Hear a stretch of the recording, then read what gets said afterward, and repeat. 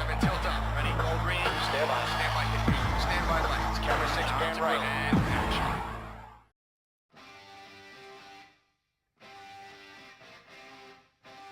In this latest compilation, we're going to go back to the beginning and the first 2 videos I made. So you'll have to excuse them for sounding and looking pump. So yes, this is a collection of videos I've made over the last 6 years or so. 7 years now? I don't know, it's a long time. But of wrestling games from the 80s and 90s that were on the 16 and 8-bit formats. Should have said that the other way around, really. Never mind. It's not all of them. I'm not saying I'm covering all the WWF games. I'm probably going to do that gradually through the rest of my YouTube career. But it's a smattering, and you can have a look. And yeah, stay tuned because there will be more soon, I dare say. Thanks.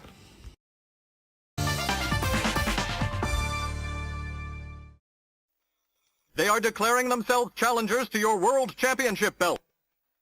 No one can beat Megabucks. I'll put you to sleep with my $1 million dream.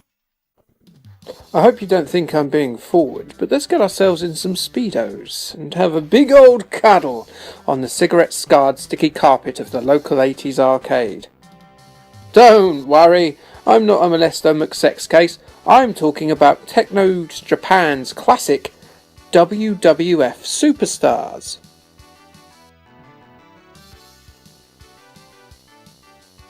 WWF Superstars was only the second ever WWE game released after an ambitious but barely interactive home computer title called Micro League Wrestling. WWF Superstars was developed by Technos Japan under director Yoshihisa Kishimoto, the original creator of Double Dragon and River City Ransom. Technos had experience making tag team wrestling games after they developed Tag Team Wrestling for Data East in 1983. The roster lineup and storyline seem to date the beginning of programming at around August 1988, when the WWF held the first of their annual SummerSlam pay-per-view events.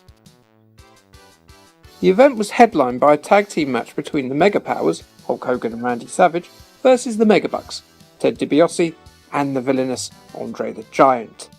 Megabucks, the heels or bad guys, are the final bosses of the game. The game itself was released in American arcades in May 1989 and was rolled out across all territories following that date. From a personal point of view, being a Double Dragon and WWF fan, my first encounter with this in a French seaport was probably the most excited I've been as an 11-year-old, although I may have been more excited when I was asleep and I thought I'd wet myself, and it was stickier than wee, and my mum looked into my very soul with a sense of palpable shame when she cleaned my sheets. Hulk Hogan, the household name hero to millions, with the hairstyle of a child predator. He taught children about wholesome American subjects like praying, taking vitamins, and later having sex with your best friend's wife, and racism. In-game, Hulk has grown a bit of hair, looking like a sunburnt Dennis Waterman dressed as a 70s Swedish porn star on a break. Randy Savage! The link is no longer missing, and it looks like he's found a nice bit of tinfoil and he's pretending to be a baked potato on a camping trip. He sort of talked like how a bear might if it had human vocal cords, only it just had a really bad, awful stroke and was just about on the road to recovery thanks to its vocal coach. Yes. In-game, Randy looks like a BG by the pool on holiday in Crete, slightly worried about his mum's hip operation that's going on at home. The Big Boss Man, a prison warder who sort of ambled in from where they're filming the 80s version of Orange is the New Black in the studio next door. The 80s version of Orange is the New Black is much the same as the current edition, only all the actresses are white, have big hair, and have regular consensual sex with Pornstache, who keeps them out of trouble because they're wayward ladies and they need a man to steer 'em good. In-game, for some reason, he looks like Paul Giamatti. I don't know why, something about his face. Those little pixels look like Paul Giamatti. I don't know, don't ask me. The Honky Tonk Man, a little tier Elvis impersonator, the sort of entertainment booked at a Pontins on the verge of bankruptcy. In-game, he looks like Jamesy from Rabsy Nesbitt. A very specific demographic will get that reference, a demographic that will only see this video by pure accident while stumbling through on YouTube looking for cooking tips or maybe softcore movie sex scenes because Dad doesn't know that YouPorn exists.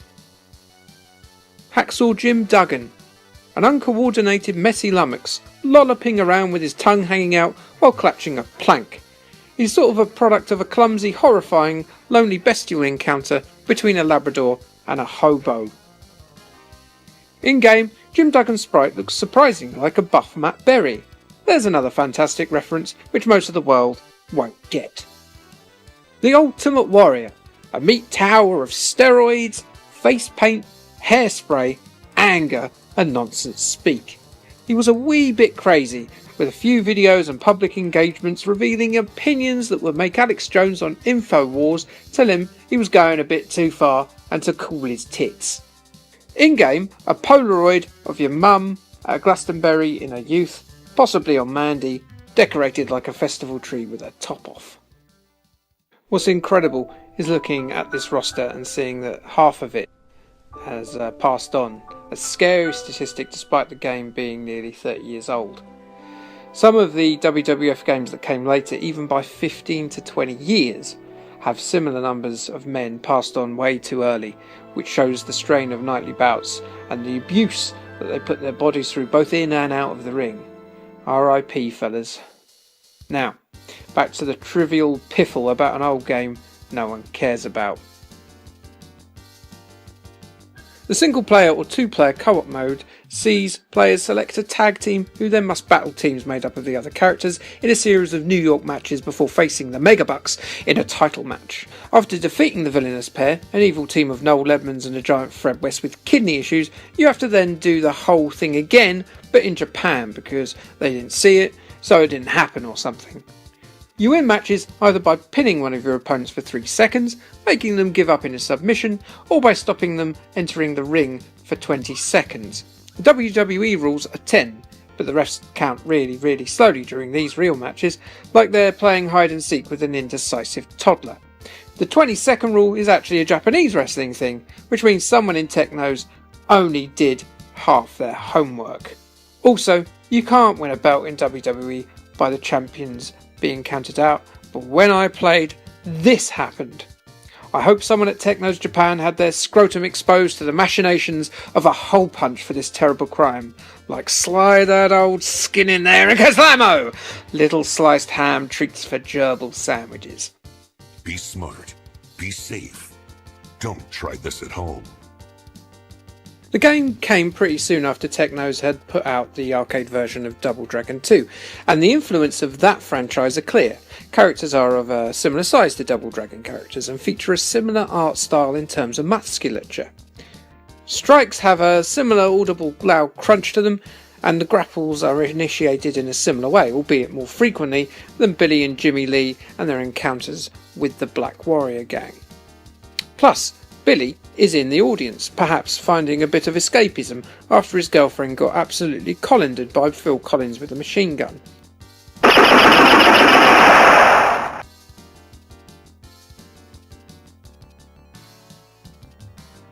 He seems to be completely stunned by action like people being thrown into the barrier in front of him. Remember, this is the guy who twice went on epic vigilante missions, beating over 200 people to death, including a bright green Mr. T and a clone of himself. Oh, and beating up his brother to get laid. Wait, he's on both sides of the ring. His mastery of the martial arts knows no end. The control has a surprising amount of depth to it, with a variety of moves accessed from different combinations of the kick and punch buttons, in a variety of different scenarios and situations. It's not going to be competing with the likes of the 2K WWE or the Fire Pro Wrestling games for technical wrestling, but remember, it is 30 years old. What were you doing 30 years ago? Getting confused thoughts of looking at posters of Cindy Crawford? Shooting crossbows and catapults discs at the family dog? Dribbling hot saliva into your baby mush? Swimming around some testicles? You're not the person to judge. Now, each wrestler has different moves and poses. Look at DiBiase here, backing away like a coward. That man is a putz. Big Boss Man is unique in that he can pin in two different ways, either by throwing the full weight of his chunky frame on them like a rapey hippo, or by awkwardly holding their breasts while making no eye contact. You know, like when you visit a prostitute and you feel a bit uncomfortable to be there and you feel sorry for everyone, and that might just be me. Moving on. Hogan slaps like a pissed girl who's just discovered his boyfriend kissing that slut Charlotte who works in H&M in the smoking area outside the club. Hacksaw Jim Duggan here has the most coy kicks I've ever seen, like he's pushing away a little dog that's trying to shag your leg. Look at that. Now compare it to Honky Tonk or Savage's brutal leg swings. Speaking of Randy Savage, his clothesline looks absolutely vicious. I'll give you one of those Tom Waits voices right there. Now, can we talk about Ultimate Warrior's Gorilla Press here? Not only in the game, but in real life. I mean, there's no way to do that move without getting a proper handful of someone's trouser scepter. Touching your workmate's genitals as part of your job, that's got to create some tension at lunchtime.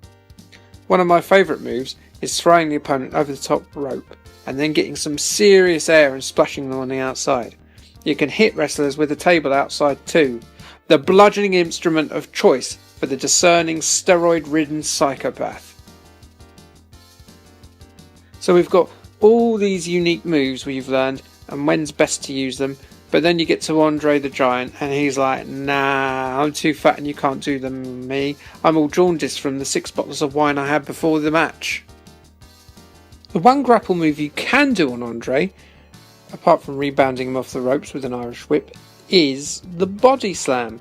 If you absolutely hammer punch and diagonally up in a grapple, you can recreate that famous Hogan vs Andre WrestleMania 3 moment that was never to be repeated. Only you can do it multiple times with people like Randy Savage here, or the Honky Tonk Man, or Big Boss Man, or whoever. Yeah. All in all, the game is great, but with some frustrations. Sometimes the CPU will go on a flurry of attacks that you just can't stop, particularly if you try to stop them making a tag. The game itself is better than any home WWF game of the time, and it never got a port to a home system, and still hasn't to this day. This is because the rights to the WWF home console releases were held by Acclaim, then LJN, and every game released by them was either dull, average, turgid, or simple. Even Rare couldn't make a decent WWF game despite their pedigree. Ocean released a one-on-one game for British home computer formats in 1991 called WWF Wrestlemania, which seemed to use a lot of the visual assets from the Superstars game, but with slightly altered sprites to resemble different wrestlers. Warlord here looks a bit like the Hulk Hogan sprite. It was fine at the time, but it's aged badly.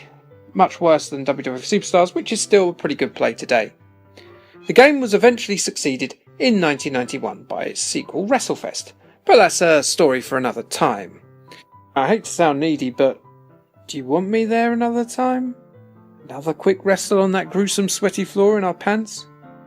I mean, we can leave here as friends and sort of talk to each other on Messenger occasionally, and then forget this ever happened, or... I don't know. Look, I'm up for it if you are. I'm very busy, so I won't be for a fair few weeks, but let me know in the comments. If it's a positive response because I'm pathetic and need validation, I'll do a follow-up. If it's not, I'll haunt you. I won't kill myself first. I'll just turn up in your room in a sheet and stare at you until you wake up. And then I'll step a little bit closer when you've woken up and go woo once and carry on staring until the constabulary arrives. Yeah, I will.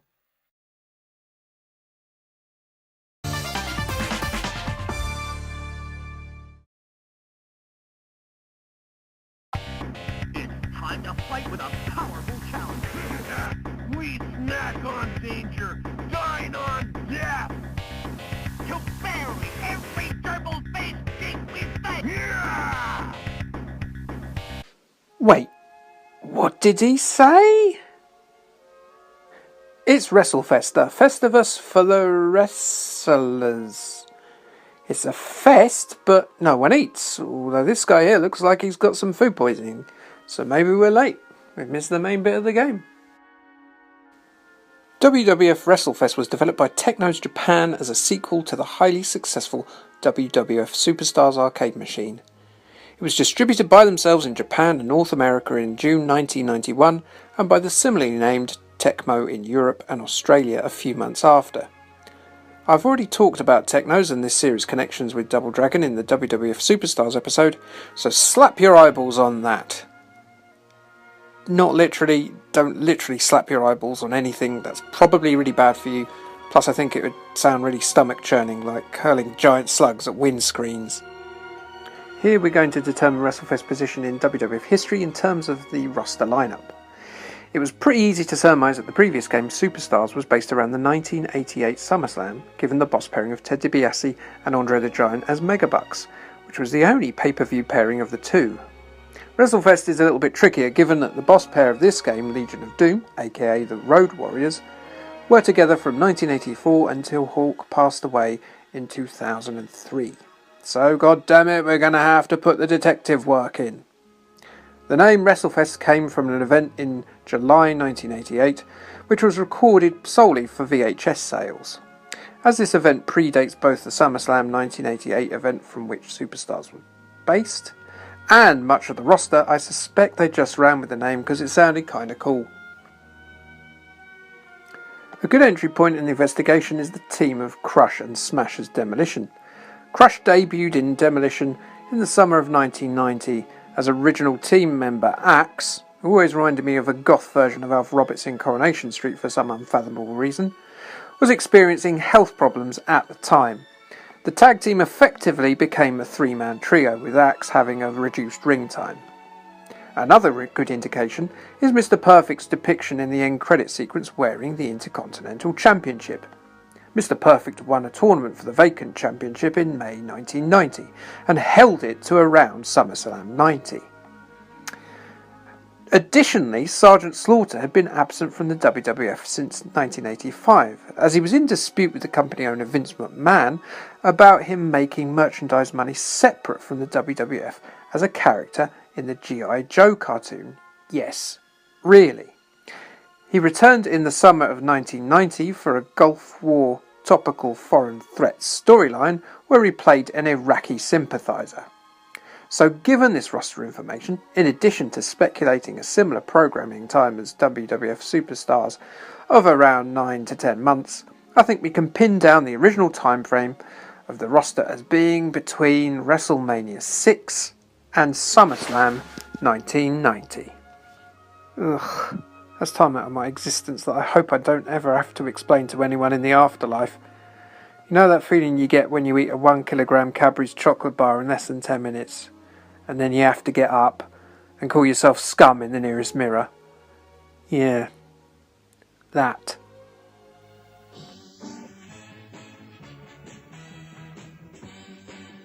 Look at all our new friends. Oh, hi! From the Superstars lineup, out go seemingly perma-high Chromani and Randy Savage, the Poundland Elvis, the Honky Tonk Man, homeless dog man hybrid Hacksaw Jim Duggan, and Princess Bride actor Andre the Giant, who was always one of those people who seemed a bit too big for their teeth. And of course, he was. Guffawing, ostentatious capitalist Ted DiBiase finds himself demoted to the player character list in this game, while Hulk Hogan, Big Boss Man, and the Ultimate Warrior remain. I don't know about you, but Ultimate Warrior's lack of areola concerns me a bit more than it should. My mum told me never to talk to near-naked men with no areola in the local park. I might have paraphrased her there a bit, but it's still really good advice. Heed me now. Let's have a look at the new dudes, shall we? Making spurious assumptions based on their looks. Demolition, a pair of unpopular chartered accountants who have claimed to their uninterested workmates that they've gone to Berlin to see a Kiss headline Dad Rock Festival. In reality, the primary objective for their European excursion is to attend an S&M basement club for nettle spankings, nipple clamping, and dominatrix fart gas inhalation. Sergeant Slaughter, spade-faced territorial army enthusiast who can probably give you detailed stats of every battle of World War II. His chin was actually a ski jump slope traversed badly by lovable failure Eddie the Eagle Edwards in 1988. Earthquake. He looks like the sort of overweight polo shirt clad middle-aged bloke you'd see in a dodgy flat-roofed pub night after night, breaking away from the existential crisis that is his loveless marriage. Sometimes in between conversations about Brexit and West Ham's disappointing away form, he will just stare into the middle distance and daydream of a better life he could have had if he'd tried just that little bit harder. But it gnaws away at him, at his very essence, and that is his life now. That's as good as it's ever going to get.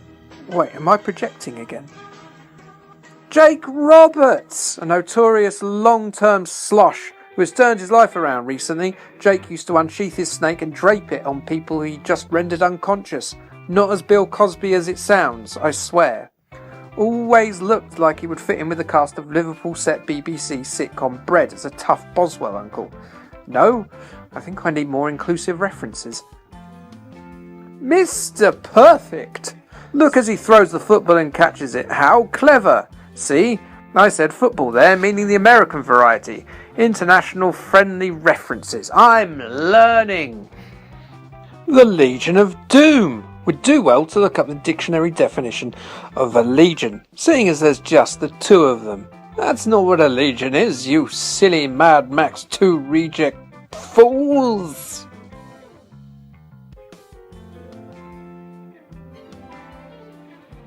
Look how Hulk Hogan here changes the dates on his calendar. Never saw Kendo Nagasaki do that, did you? The game is similar to its predecessor in many respects. There's just more of it. More players with the leap from 2 to 4, more wrestlers to choose from, more modes, more animation, more scale to the wrestlers, more sound design, more. In Superstars, Hulk Hogan's trademark leg drop was just a straight up leap into the air followed by an audible crunch and groan. Here, the Hulkster emulates his real life counterpart by running to the ropes first and then back again. No, I don't know what that running achieves in terms of damage either, but it's all about the visual drama, and WrestleFest just nails that theatre of late 80s WWF wrestling in ways that Superstars just couldn't. The graphics are top notch for the time, with screen-filling wrestlers that are scaled caricatures of their real-life counterparts, albeit with weird three-fingered hands. The sound even has some very rudimentary commentary and sound samples. The ultimate warrior! And earthquake! It's barely coherent, but it's a nice touch for a 1991 arcade title. The quest to capture the tag team gold returns in the Saturday night's main event mode, where you select 2 wrestlers or the prefabricated team of Demolition and embark in a series of matches before facing the Legion of Doom. Then, just like Superstars, you do the whole thing again. I'd have liked them to have perhaps added another boss tag team for the second attempt, as the second run is just a direct mirror of the first, and it feels like they're padding the game out. The Hart Foundation were champions as of SummerSlam 1990, and their bright pink wrestling garb and distinct looks would have fitted the cartoony aesthetic of the game. Just as the last game, you can either win by pinning an opponent, making them submit, or by having them leave the ring for 20 seconds. The tag team aspect of the game has improved for the sequel, as in Superstars, your teammate did absolutely nothing beyond interfering with pins and joining in with the out-of-the-ring brawls. In WrestleFest, however, you can do that and more, including employing a number of damaging double team moves.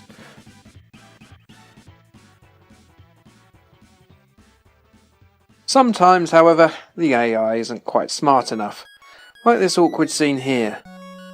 Doesn't Hulk Hogan look like he's just walked in a bit of a private moment? The Legion of Doom even performed the spectacular and usually game-ending Doomsday Device manoeuvre. If a partner has been on the outside of the ring for a certain amount of time, they power up, winning all grapples and inflicting more damage. It is a bit harder to access the out-of-ring sections compared to Superstars, as it's now a separate game area. You're rewarded with a couple of new weapons, like the ring stairs that look really heavy even for the man beef participants on display. They look like strange removal men. Where do you want this, love? Couldn't put it on a cup of tea, could you, darling? Lovely. There's also this box, which is either a monitor or a metal vinyl DJ carry case. Although I don't know what vinyl has to do with wrestling. Maybe one of the wrestlers wanted to show how intelligent and cool he is by boasting how he only listens to vinyl because it sounds warmer, or the ceremony of putting it on, or the artwork, or some other pretentious waffle that most of us don't care about. You can still do damage by throwing your opponent into the fan guardrail. But there's no Billy from Double Dragon this time. Sorry. There's a cage match too, but it's a bit throwaway and pointless. There's no escape rules or death-defying leaps from the top to be found here. Beyond inflicting guardrail damage when you throw an opponent into the ropes, it just adds an ugly blue grid over the screen. This is so disappointing. It's like getting a puppy for Christmas, only it's suffocated in the box, and now everyone's crying and mum's screaming at dad for not putting air holes in the package, and it's just awful. The other game mode is the Royal Rumble mode. The Royal Rumble mode is based on the long-running January pay-per-view gimmick match of the same name, where 30 participants enter every couple of minutes and can only be eliminated by being thrown over the top rope and landing on the outside with an unfortunate clump sound. Wrestlefest gives nearly not a single fudge about these long-held traditional rules. While you can still throw opponents over the top rope, you can also use submission manoeuvres and pin your foe, including this strange, hilarious multi-man playground bundle manoeuvre. The game handles 6 wrestlers at a time, but as soon as one of them is ejected, another joins until all 12 men have popped by, accompanied by these goofy little portrait promo animations. Hello, sailor! And how do you do, sir? This mode is by far the most fun of the two, especially for 4 players. Wrestlefest is a glitzier, bigger, badder, bolder follow-up to 1989's WWF Superstars. It's maybe lost a touch of finesse, but ultimately the increase in just everything has led it to be the better of the 2 games. This was to be the last entry Technos Japan made of the WWF series, as Vince McMahon got all excited by the success of Williams' arcade hit Mortal Kombat, and also that NBA Jam, and gave them the license to recreate that highly stylized silliness in Wrestlemania, the arcade game.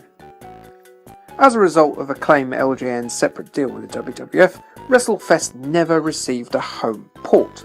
However, THQ did revive the franchise in February 2012 with an iOS release, along with plans for a version for Steam, Xbox Live and the PlayStation Network at the end of the year. However, their bankruptcy curtailed that plan. The 2012 version featured a roster of then current superstars like Randy Orton, John Cena and CM Punk, mixed with Attitude Era legends like The Rock, Stone Cold and 80s wrestlers like Randy Savage. There was even several DLC packs released that added members of the original game's roster, and other legends and newer stars as well. I did download it for my iPod Touch at the time, and it wasn't really that good to be honest, although how much of that is down to Apple's notoriously poor on-screen controls is up for debate. If you wanted to try it out, sadly you can't, because the iOS version was removed from the Apple App Store after 2K Games acquired the WWE license. And so ends this review.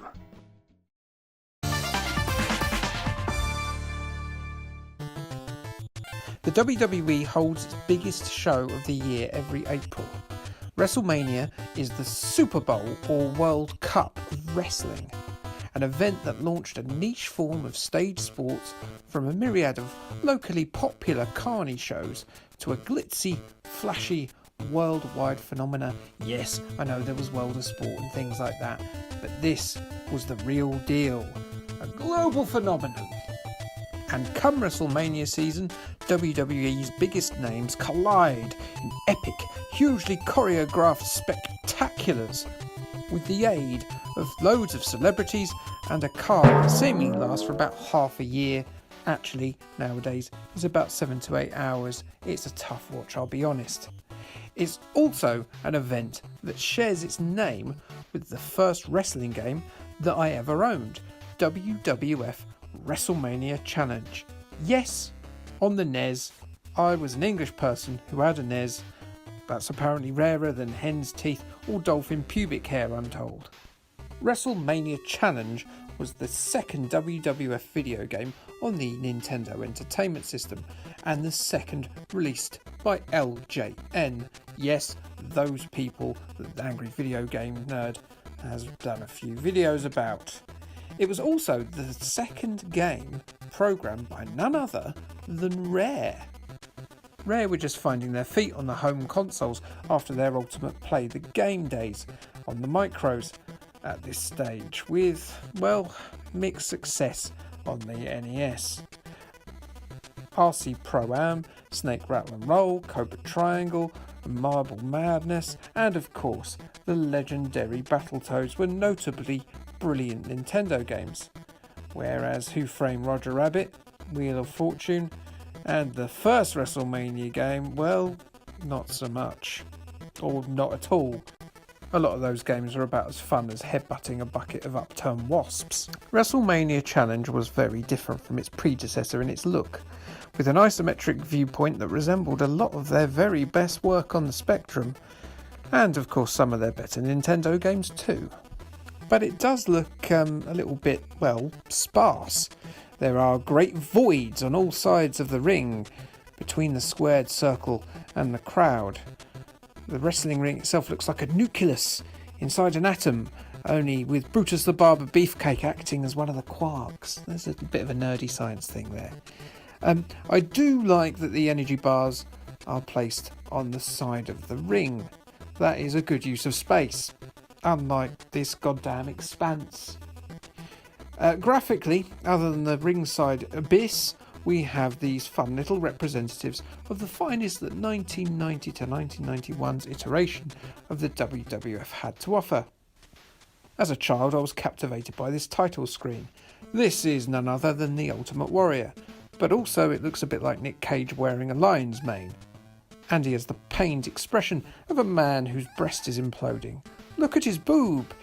Sir, your mammary is eating itself from within! So who else do we have on the roster? Well, we've got the aforementioned Ultimate Warrior, still with both breasts, along with bearded simian Macho Man Randy Savage, the lusty mustachioed sex case that is ravishing Rick Rude, the mall cop Big Boss Man, him out of Princess Bride Andre the Giant, the seemingly rather intellectually challenged Jim Duggan, minus his little plank, wannabe Nicky Clark, Brutus the Barber Beefcake, and obviously old hot dog skin banana lips himself, Hulk-Hory Ho-Ho Hogan, has to make his obligatory early 90s appearance. Oh, and yourself. Yes, that's apparently you. Are you that guy? Are you? Does that look like you? Doesn't look like me. But that is you, apparently, because you're not able to customise yourself. So you better get yourself in some nice, comfortable burgundy Y-fronts. And maybe dye your hair, and possibly your skin, and change your genitals if you're a girl. Yourself and his doppelganger, also called Yourself, the only characters capable of competing in the multi-match actual WrestleMania Challenge. That's the name of the game, you see, for championships. You can be Andre and the rest in Exhibition's mind, including a Survivor Series 3-on-3 elimination match, another big event in the wrestling calendar, and also the original working title for this game. Sound consists of chiptune versions of entrance music, including Rick Rude's sex music here.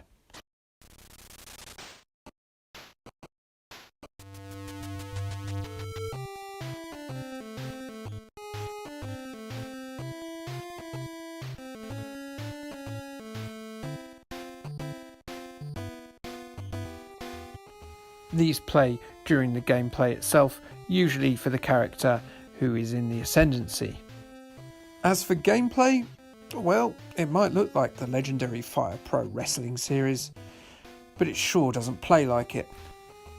The AI of your computerized opponents is a little desperate at times. They spend a significant amount of time darting around the place in a confused state, a bit like a bamboozled fly at a window in the summer. So you have to chase after them, and every now and again they decide to stop being confused, turn around and fling you to the ground for daring to follow them about. I would do much the same if someone was following me about trying to throw me around, so fair play to them. Movesets are tiny. There's a grapple that you can do behind them, a grapple you can do in front of them, a few strikes, a special move performed by pressing A and B together, an attack you can do from the top rope, and one standing over their prone body. Ooh, misses. And you can also do a pin, and that's it. Those few moves are the level of complexity we're dealing with. There's no counters or anything like that, or any submission moves. It's very, very simple. And the story mode, if you can call it that, is very short-lived. So it's a disappointment then to a fan base used to the flashiness of the televised product, and after a fantastic pair of techno arcade games that eclipsed all the video games up until the N64 and PlayStation era. That said, if you liked WWF, this was the best of the 4 wrestling games you could get for the Nintendo Entertainment System, and it's possibly the best 8-bit WWF game also. The main problem with Wrestlemania Challenge is that, even bearing in mind the hardware limitations of the Nintendo 8-bit system, there's very little to talk about with this game. It's a 5-minute distraction at best in the modern age. After those 5 minutes, you've seen everything that this game has to offer. Rare, before this and after it, are specialists at creating rich worlds and creative ideas. When they're confined to the WWE and its canvases, they struggle. The game is as devoid of content as the expanse by the ringside, or on top of Hulk Hogan's skullet. A shame. Reviews for Wrestlemania Challenge were pretty kind, to be fair. Computer and Video Games gave it 82 out of 100, and Mean Machines gave it an 80 out of 100. I think that's a little bit overrated, but you know what? We're looking at stuff back through the lens of time, aren't we? So, like I said, it is the best WWF game on the 8-bits, but I think you're best off with Tecmo World Wrestling. Though lacking that official license frippery, it was a far better wrestling game for the Nintendo. Look, if you squint a bit, you can pretend that Julio Falco looks like Hulk Hogan. Just like really narrow your eyes. Every January, the WWE runs a yearly event where they stick 30 chisel behemoths onto a square of canvas and insist that they throw each other off this canvas until there's only one of them left. Doesn't seem like a good way to handle employee relations, but it's the WWE, it's a bit different, isn't it? Now, I could say that these events are historical recreations of the Black Friday sales from the previous November, but I'm not that sort of person that can deliver a decent comedy device so effectively. After all, not one of these people would have been out in November wearing just their pants, I hope. The yearly event was first held in 1988, and it was devised by a long-term WWE staffer and the first ever Intercontinental Champion, Pat Patterson. It was a variation of the classical Battle Royale, very famous across many wrestling promotions. But while that match starts with all the participants in the ring, the Royal Rumble sees all the participants draw numbers to see what order they will come out in 2-minute intervals.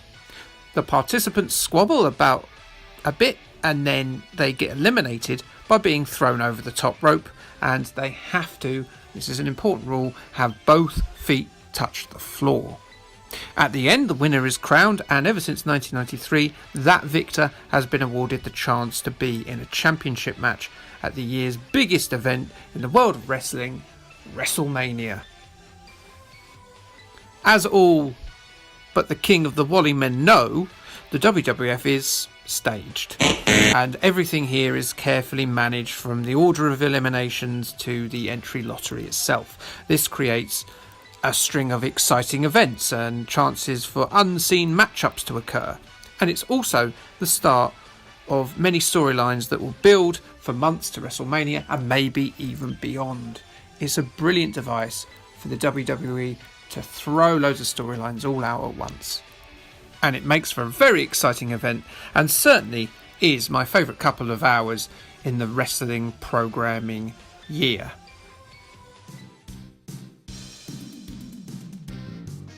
Royal Rumble for the Sega Mega Drive and Super Nintendo was only the second time that the event had appeared in a video game, after my personal favourite of all time, WWF Wrestlefest by Technos for the arcades.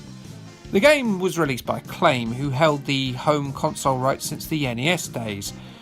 Those titles aren't great, so it doesn't bode too well for this game, and some of those were made by industry darlings Rare. Oh my word. My bum hole is quivering in fear. This game was developed by Sculptured Software, who through their various iterations have made a lot of wrestling game series, along with the home conversions of the Mortal Kombat games, early Simpsons titles, and the Super Star Wars trilogy games for the Super Nintendo. Their first Genesis and Super Nintendo wrestling title, Super WrestleMania, released in 1992, was pretty damn average.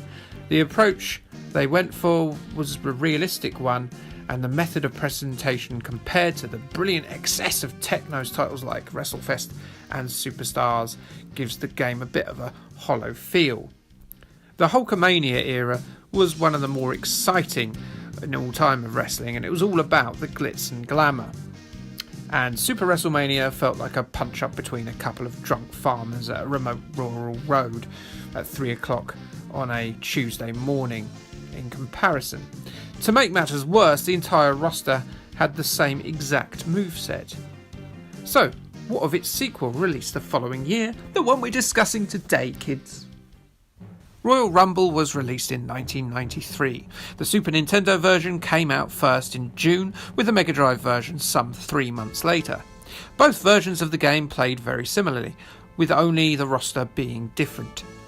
Both versions feature Neon Gorilla and Rambling Madman Macho Man Randy Savage, Slim Mulleted Man About Town Shawn Michaels, Greasy Tooth-Picked Enthusiast Razor Ramon, John Crease-Faced Ball of Brawn Lex Luger, Human Fruit Salad Sweet Crush, NES Action Platformer Protagonist Bret Hart, and finally Undead Zombie Man The Undertaker, who amazingly is still wrestling and competing some 27 years on. Good lord. Give it a rest, man. Put your feet up. Exclusive on the Super Nintendo, we have the gum-chewing, supremely confident Mr. Perfect, alleged Native American Tatanka, fake Noel Edmonds lookalike Ted DiBiase, tyrant of food Yokozuna, and not Jimmy Savile, thank God, Ric Flair obligatory woo. Woo!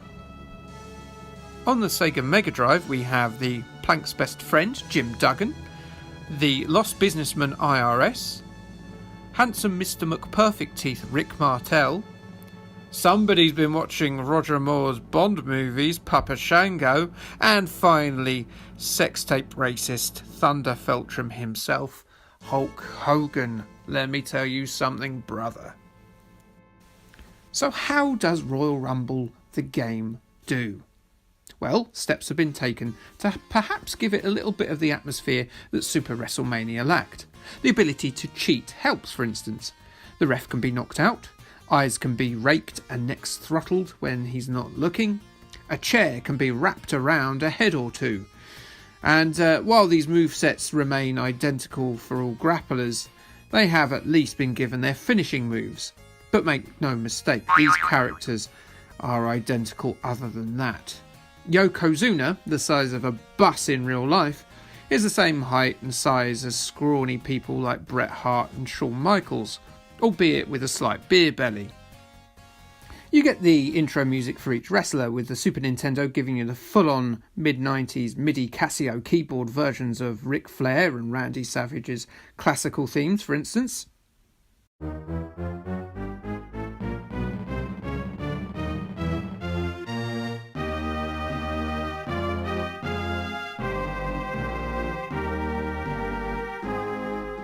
And then you get the Mega Drive doing its usual angry cyborg B playing the harmonica thing that only people like Yozo Koshiro could figure out how to use effectively.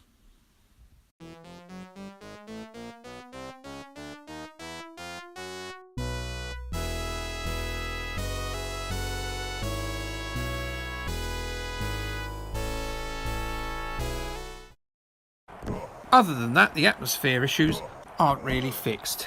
The limitations of the hardware mean that commentary would be hard to impossible, but using music like the Techno's titles might have been wise.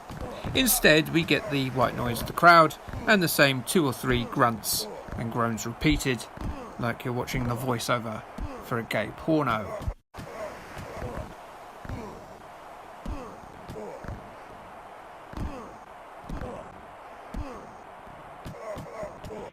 There are several modes allowing you to compete for the singles and tag team belts, compete in a brawl and a triple tag bout. Then we have the eponymous Royal Rumble, and it's a closer representation of the event than Wrestlefest. Rather than the hilarious stack 'em up bundle pins of Wrestlefest, the only way to eliminate opponents in this is to hoik 'em out by their pants. Off you fudge, sir, and an excellent representation of the official rules that is too. The gameplay relies on a tug-of-war system, which sees you bash the button that you want to use to throw them over, and your opponent doing the same back. In one player, depending on the difficulty level, this is fine. However, against a human opponent, if you've got a similar tapping speed, then you can be in these grapples for some time, which doesn't make for brilliant gameplay. So, overall, the lack of atmosphere really does hurt it, and in my opinion it's something Sculptured Software never got in either the following games from this, the WWF Attitude Era games, the ECW games, or the Legends of Wrestling games they did after those. Reviews? Well, Mean Machines liked it, calling it a big improvement on the original, which to be fair it was, and they gave the Mega Drive version an 85%. EGM helpfully informs us that the wrestling isn't real, thanks guys, but the game sure is fun. They give the game a solid 7 out of 10, which, in my opinion, is about right. Sculptured Software would follow it up with those titles I've mentioned before, and would continue to do so even after they became a part of Acclaim Studios, with Acclaim Studios Salt Lake City being their name. So that's that. Very disappointing for me at the time, as I was wanting a home version of WrestleFest that never came, but this was the nearest I could get. Well, that's that then. The rumbliest Royal since the Duke of Edinburgh roll, which is 4x4. Next time out, we're going to go back.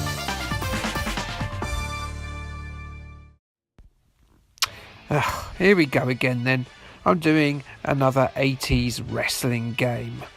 So let's get all the usual de rigueur homoerotic jokes out of the way early. Yes, here we go. Are you ready? Lots of greasy muscular men grunting and groaning and cuddling and grappling with each other in just their pants. There it is. If boxing is the sport of kings and truly wrestling is the slightly camp prince of sports, and that prince definitely enjoys the odd quiche and has an encyclopedic knowledge of musicals and is good with colours. Now, I quite like wrestling, as evidenced by the fact I've done quite a few videos on that subject. WrestleMania, though, it's the biggest event in the wrestling calendar, the centrepiece of the WWE sporting calendar, and something that's still going on today. there was one such event the week that this video was made, and as a huge event it was quite a lot quieter in this year of 2020. It's an event that normally garners over tens of thousands of fans, and it normally packs out entire cities with grapple fans, but this year it was COVIDed to oblivion. Chairman Vince McMahon, who was a greedy bugger, stuck to his guns and elected to carry on regardless, making WrestleMania a rather surreal and very different type of major sporting event. A sporting event without a crowd. Is it really annoying you that I'm saying sporting event when wrestling is just people pretending to hit each other? I bet it is. It's a far cry though from say WrestleMania 6, which featured Hulk Hogan and the Ultimate Warrior in the main event, along with 67,678 excited crowd members in the Toronto Skydome. That's very different, of course, to the 2020 effort. Now, Hulk Hogan and the Ultimate Warrior, who I just mentioned, happen to be two of the 3 playable characters in Ocean's WWF Wrestlemania, released a year after the pair shared the centre stage in Canada. The other playable character is Davey Boy Smith, otherwise known as the British Bulldog, a proud, bulky lad from Goulburn, Lancashire, with tight beaded braids like he's been to a 10-year-old girl's sleepover. Now, it's a very big year for the family of Davey Boy Smith, who sadly and tragically passed away in 2002 because he's finally been accepted into the WWF Hall of Fame. And so Davey Boy, the Ultimate Warrior and Hulk Hogan, well, it's these 3 daunting heroic slabs of meat. They are indeed pitted against several opponents in their quest for championship gold in the main event of WrestleMania. The opponents featured in this game are Mr. Perfect, who has long curly hair that looks like someone has spilled super noodles on his head, the Warlord, who must be a fan of Mad Max, only a sort of a low budget Mad Max that went straight to video. There's the $1 Million Man Ted DiBiase, who every time I do a video that features a $1 Million Man Ted DiBiase, I have to mention how much that he looks like a muscular Noel Edmonds. And then there's the final 2 opponents, who Messrs Hogan, Smith and Warrior. Yes, that's actually his surname, at least for the last 2 decades of his life. They would appear to be having a problem with authority figures, seeing as they're both apparently employed as government peacemakers. Given the license, Ocean handed development duties to programmers Twilight, a team who have already been featured on this channel for their work on several of High-Tech's Hanna-Barbera titles, including Ataman, Rough and Ready, and a couple of the Yogi Bear games. Twilight got me all excited when they decided to base the game's presentation on Tecmo's brilliant 1989 arcade game WWF Superstars, which just so happens to be such an important game in my life that it happened to be the very first game I covered on this channel. And well, they tried, I guess. The similarity can be closer seen in the 16-bit versions, though there are clearly animation frames taken from Tecmo's game present in the Spectrum one. Can we just stop for a moment and marvel at Mr. Perfect's face? What on earth is going on with that? Has the graphics guy ever seen a human face before? Or has he just confused the human face with the skin on his own knee? I genuinely can't work out what's going on at all with his face. And it makes me sad and confused, and a little bit of bile came up because I'm actually getting a bit sick from looking at it. Even his own digital mother would look at Mr. Perfect and claim a different baby in the maternity ward. How could he be called Mr. Perfect with a face like that? So it tried to look like WWF Superstars, and it didn't really succeed. But does it play like it? Well, no. For one, there's none of the tag team action of my favourite wrestling arcade game after WrestleFest, and secondly, the crisp control and depth of Tecmo's title is replaced by frantic joystick waggling wankery and the sort of artless button pressing that a teenage boy might do when presented with a clitoris. We're hovering in Daley Thompson or track and field circles a little here, though this is no doubt a result of the Spectrum joystick having a singular functioning button when compared to its two-button arcade counterpart. You know what? It's probably the best they can do. Unfortunately, this means that movesets are very limited, so don't go expecting a wide range of different body slams, gorilla presses and whatnot. In fairness, there is a little more to it than just mere joystick waggling, as you can sort of manoeuvre about and plan your attack strategy from there. The game itself, well, it's a fairly decent challenge, but in terms of fighters, we're not looking at something on par with Target Renegade or anything like that. It's a latter day Spectrum title, and as such, it's a fine attempt indeed. There is a two-player mode, but you're restricted to being Mr. Perfect if you're player 2. As we've previously discussed, looking at that face would mean you probably don't want to be him. So was it disappointing for me as a child? Yes, it was. But it's no more significantly worse than most of those NES or Super NES LGN WWF games. In reality, it wasn't until the PlayStation or the N64 came out that we got a truly great WWF game on par with Superstars or Wrestlefest in the home. So it's shallow and it's showy, and in that respect, WWF Wrestlemania is a perfect recreation of the source material. Sinclair user thrust old banana nip on its cover and liked it so much they gave it a Sinclair User Gold Award and said that this one's a real winner, and anyone who says different will get a lip that's thicker than Hulk Hogan's right arm. Big graphics, big moves and big gameplay, a thumping good game.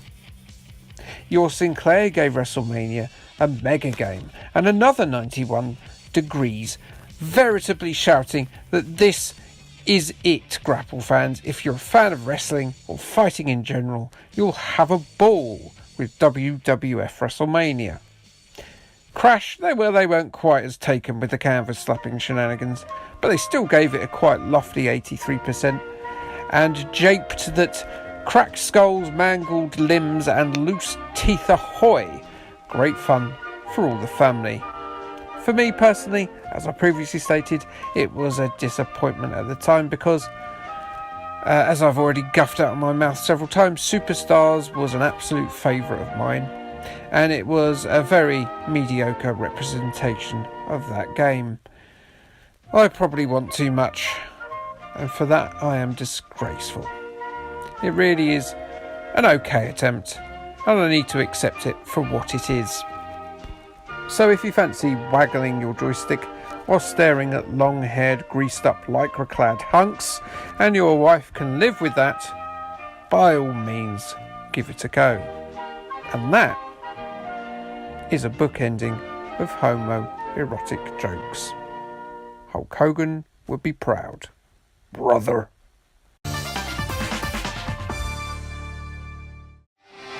The combination of large 6-foot-plus muscle men and Nintendo's diminutive first portable games console, well, it seems like an odd fit, doesn't it? No amount of baby oil should be enough to squeeze big old units like the Ultimate Warrior, Ahmed Johnson or Yokozuna onto a 5cm wide cartridge.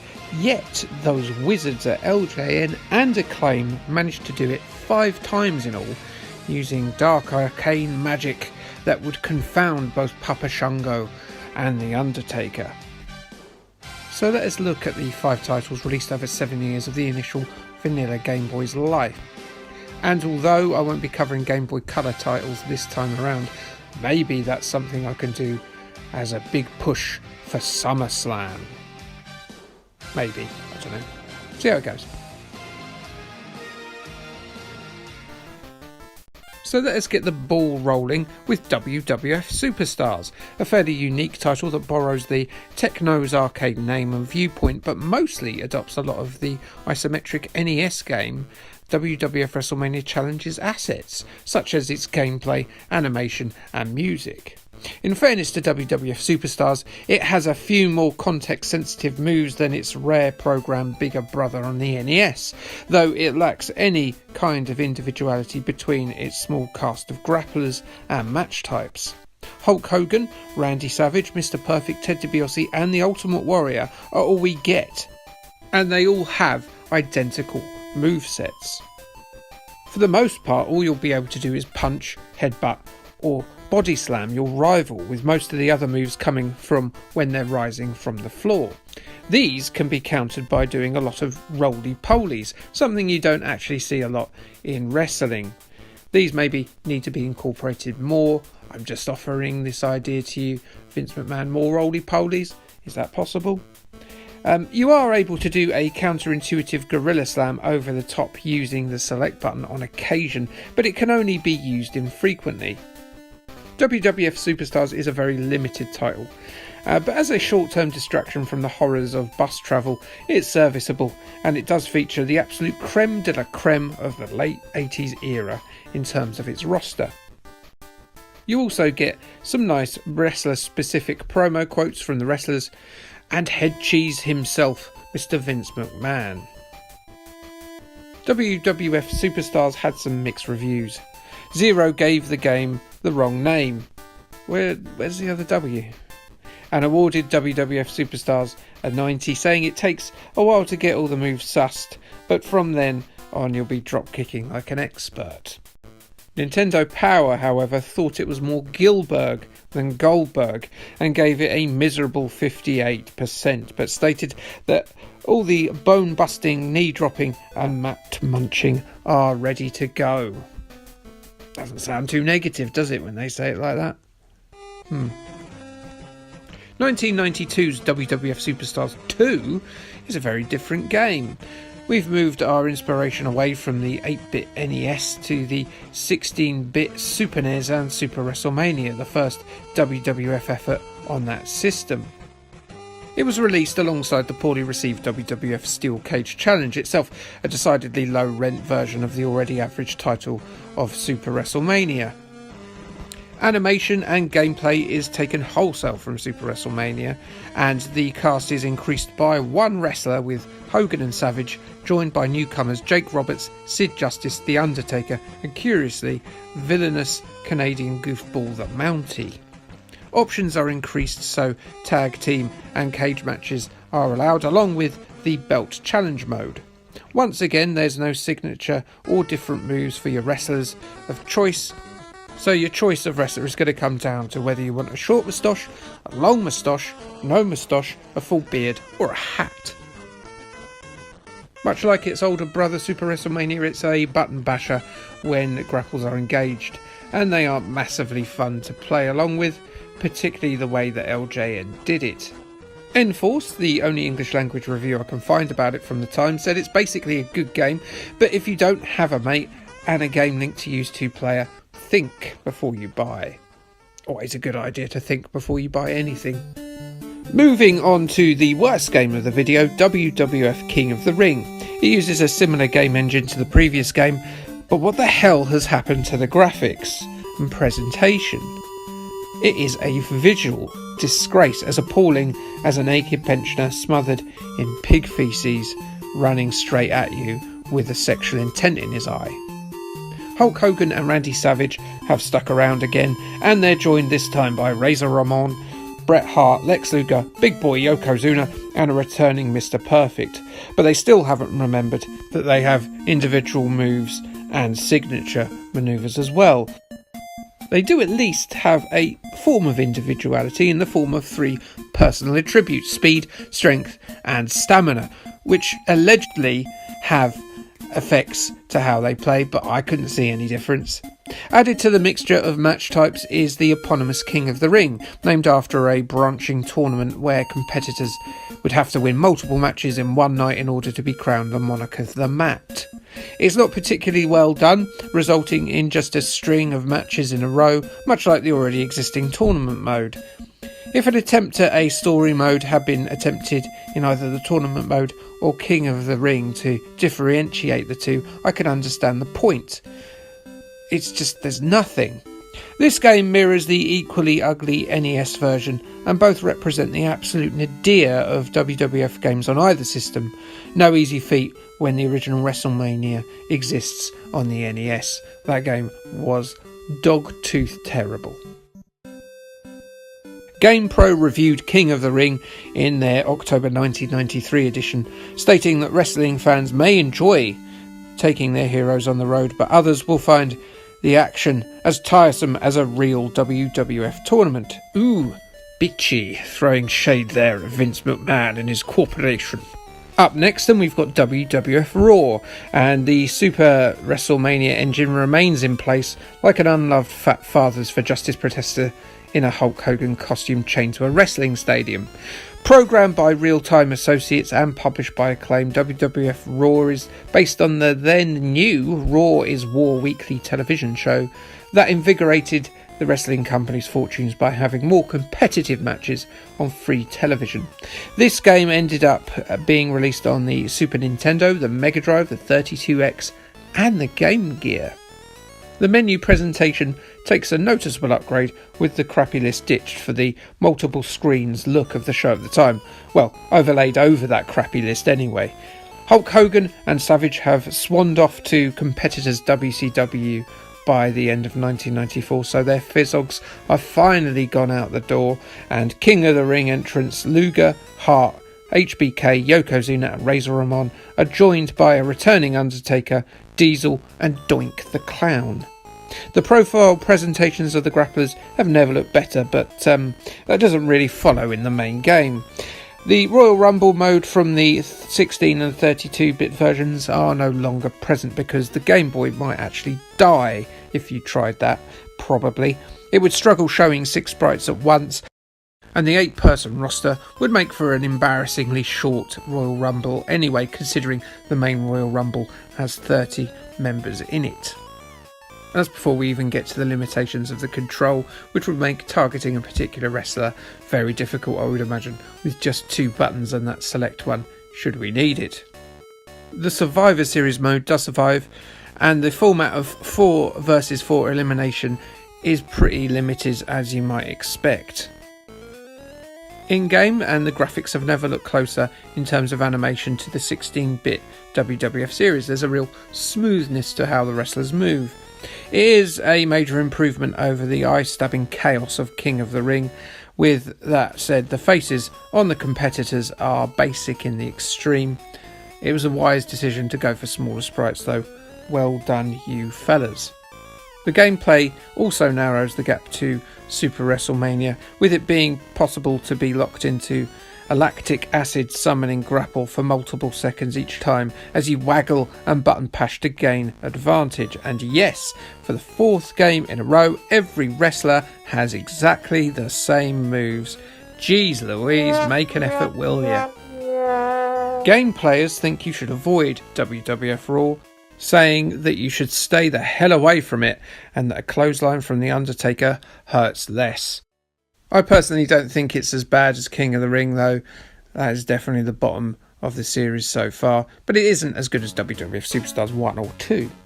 Moving on to the final WWF game of the original Game Boy, and we've got WWF Warzone, released at the same time as its PlayStation and N64 counterparts.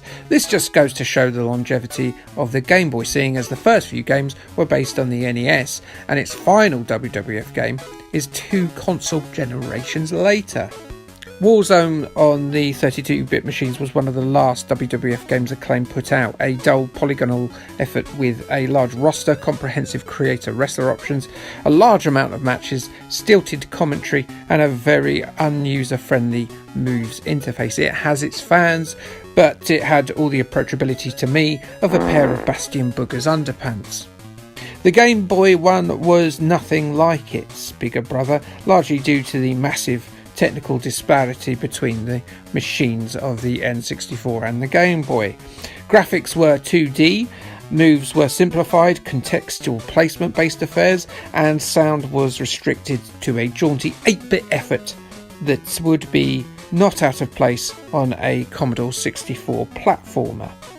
The roster is peak early Attitude Era, the time when WWF and WCW were getting huge ratings, competing with each other for superiority, and both shows were utterly compelling with huge casts of charismatic, skilled grapplers. Shawn Michaels, Kane, Ken Shamrock, Stone Cold Steve Austin, Farouk, Goldust, Triple H, Mankind, Owen Hart, the British Bulldog, Ahmed Johnson, The Undertaker, and a pre-The Rock, Dwayne Johnson aka Rocky Maivia, take up the impressively large roster slots. Well, impressive until you get to the game itself, and they look barely different. Everyone looks almost identical near enough. This is not Owen Hart, no matter how hard you squint.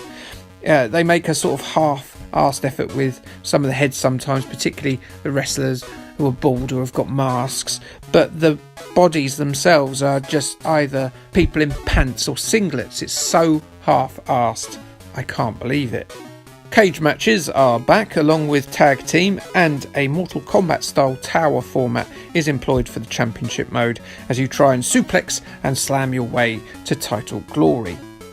Moves are once again identical for each wrestler, but finally, right at the very last game, we finally have wrestler specific finishing moves accessed by holding select and inputting a series of key prompts, much like a Mortal Kombat fatality, and you can use them with Gay Abandon 2. They're a bit tricky to do, and there won't be something that you'll probably be employing much, as the game is extremely difficult, and you will find it very hard to find time with which to input these complex commands when you're getting your arse handed to you by Ahmed Johnson or the British Bulldog. Nintendo Power actually called them out on this, where they stated, unless you have reflexes of lightning, forget it, you're not going to have much fun. They gave it a 52% in their August 1998 issue. So all in all, not much excitement to be had for the 90s grapple fan on the go, which is reflected by the bad job that LJN and Acclaim generally did in the 1990s. It wasn't until THQ acquired the license and game development duties were given to Japanese developers like Aki and Ukes that we would finally see really good games based on the WWF license. And even then, it's arguable that we got to see a decent WWF handheld game on any of the subsequent Nintendo handheld machines. But like I said earlier, that is a story for another day. The best WWF game? It's probably the very first one, WWF Superstars. If you really have to play a WWF game on the original Game Boy, WWF Superstars is your best bet. The Game Boy Color, and yes, there's no U because America is very conservative when it comes to arbitrary letters like U, was a curious device. It's the successor to the Game Boy, that all-conquering green-screen portable contraption from 1989 that captured the hearts of bored travelling teens, kids and adults with a fantastic range of great games like Tetris, Super Mario Land, Link's Awakening and of course Beethoven the Ultimate Canine Caper. By 1998 the OG Game Boy was looking a bit long in the tooth, and so Nintendo decided to tart it up a bit. Despite seeing off the more colorized competition from Atari's Lynx, Sega's Game Gear and NEC's GT handheld, Nintendo felt like a few extra colors wouldn't go amiss. Sticking with the same 8-bit sharp processor of the original, which enabled the Game Boy Color to be instantly compatible with the huge back catalogue of its forebear, well, that made smart business sense, but also it felt like a halfway measure. Truly, the Game Boy Advance, which was being developed at the same time and followed just 3 years later, was the true progression in the Game Boy line.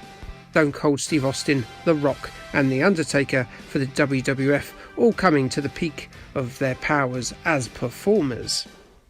It was a classic time for wrestling, if not for wrestling video games. Well, for the WWF at least. Games of that era, aside from the terrific pair of WCW/NWO World Tour and WCW/NWO Revenge, were shambolic, clunky affairs put out by Acclaim, and that was just on the main home consoles. They're about as graceful as the Great Khali coming back repackaged in 2021 as a luchador. A look at the previous episode on Game Boy WWF games will show you how forgettable and disposable those titles were for the most part, like all the Spirit Squad members who weren't Dolph Ziggler.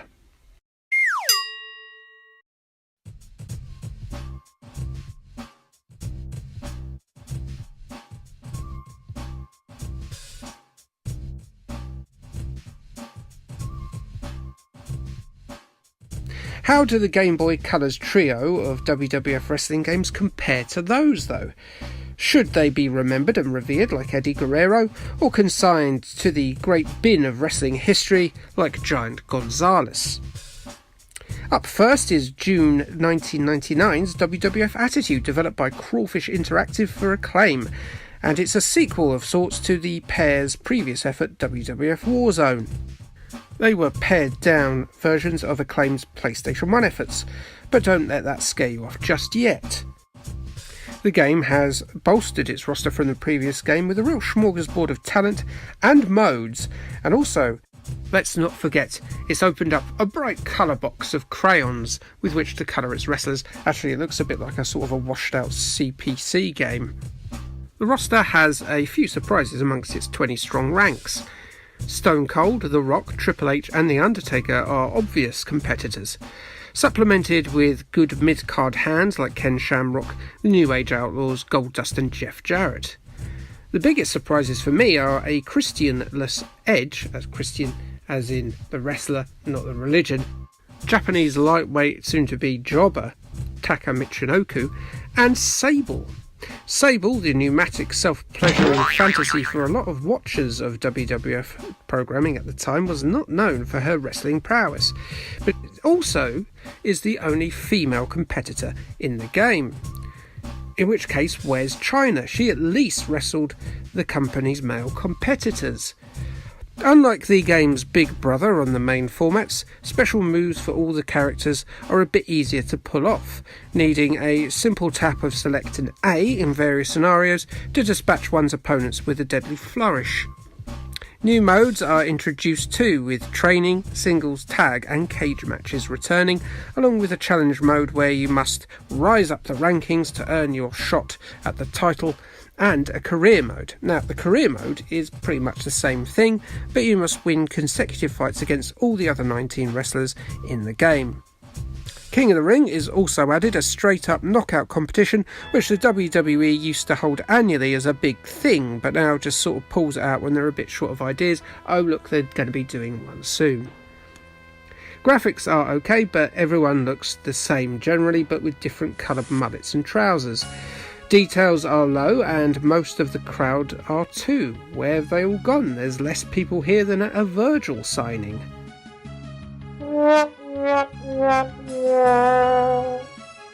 Gameplay-wise, it's near identical to Warzone on the Game Boy. Moves are simple to perform, relatively speaking, but there's not a lot of them, which is understandable given the limitations of the machine and its controls. Each character has a number of different coloured health bars which diminish through each bout, largely when you're floundering on the ring mat, like you're trapped in a sleeping bag as a festival fire burns out of control near you. Obviously, if someone is kicking you while you're down, it is pretty hard to get up, but this is 1, a video game, and 2, it's wrestling, so realism is not really required. Attitude isn't terrible, but it's just not very good either. It's a lower mid-card title, like Chad Gable or Gran Metalik, if you know who they are. WrestleMania 2000 is the first Game Boy game released after the license shift to THQ, who started well by releasing the brilliant early SmackDown games on the PlayStation and the pair of games on the N64, one of which shares this game's title. It was developed by Natsume and released in November 1999. WrestleMania 2000 along with No Mercy are two of the very best WWF games ever released, and so signs are good for a massive improvement in quality on the handheld system too. There's a decent choice of modes with Tag, Single, Survivor Series and a Gauntlet mode, along with Championship. The roster may have shrunk down from 20 to 16, but they at least have their own stats represented by a graph, with no discernible data or tags on it. Why, pray tell, is this bit higher than this bit? Is it The Rock's knitting stat, perhaps? Is he good at doing the armpit bits of a cashmere? And is this the stat for his shoelace tying? I've heard he's notorious for running along and falling over because he can't do his shoelaces up. What does this all mean? This is meaningless. These are meaningless graphs. There's a few surprises in the roster, though Shawn Michaels was injured for a large portion of the late 1990s, so it's a surprise to see him in here at this juncture. He did make a very successful comeback in the early 2000s, even if his hairline didn't. Gameplay, well, it's alright actually. There's a button for striking and a button for tie-up grapples, and the tie-up grapple button then leads to a wealth of moves when used with the directional button. It's simple but effective. There's also a variety of moves that can be performed on different context situations, such as when an opponent is grounded or when they're running the ropes. It's all stuff that we take for granted these days with good wrestling games, whilst it just goes to show you how poor most of the Game Boy offerings have been, that they haven't done this that effectively. The controls are simple, they're crisp, they're concise, and they work. Finishing moves are performed after the bar in the middle of your character's display fills up, but no, I have no idea what these other graph bars do. It's all nonsense. I want to play as Jeff Jarrett, not as Stephen Hawking. Keep them mathematics out of my darn video game. Character sprites are once again barely distinguishable, but it's got good use of colour and some nice presentation in the form of entrances and some minor promos. It's not too bad overall. I'd say it's upper card quality, not up there with the likes of Bobby Lashley or Roman Reigns or Seth Rollins. It's more current day Jeff Hardy.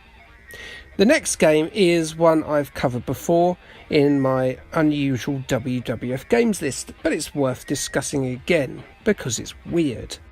WWF Betrayal was released on August the 7th, 2001 and was developed by Way Forward Technologies, who were the team behind the Great Shantae platformers and the second best scrolling beat-em-up of the past couple of years, River City Girls.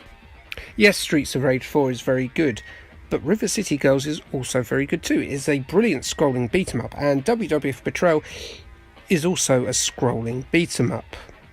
Yes, this isn't a wrestling game. It's based on the classic Stephanie McMahon abduction storyline from a few years before, where The Undertaker and his merry band of ministry acolytes kidnapped the daughter of WWE's storyline villainous but also kinda real life villainous chairman Mr. Vince McMahon, and then came down to red-necked boss botherer Steve Austin to find out and rescue her rather than the police for some reason. Oh, and it also turned out that it was Mr. McMahon masterminding it all along for reasons. Wrestling's weird. In Betrayal, Vince McMahon recruits one of 4 characters to help rescue Stephanie McMahon: Stone Cold, The Undertaker, The Rock or Triple H, with the promise of a title shot if they're successful. I mean, that is Triple H's wife in real life. I'm sure he should want to rescue her without the offer of something to hold up his faded blue denims. Some people. Moves are decidedly limited, and the game is of a fairly easy difficulty for the most part, until opponents start bringing more and more weaponry to the table, with guns and stun sticks proving to be frustrating to deal with.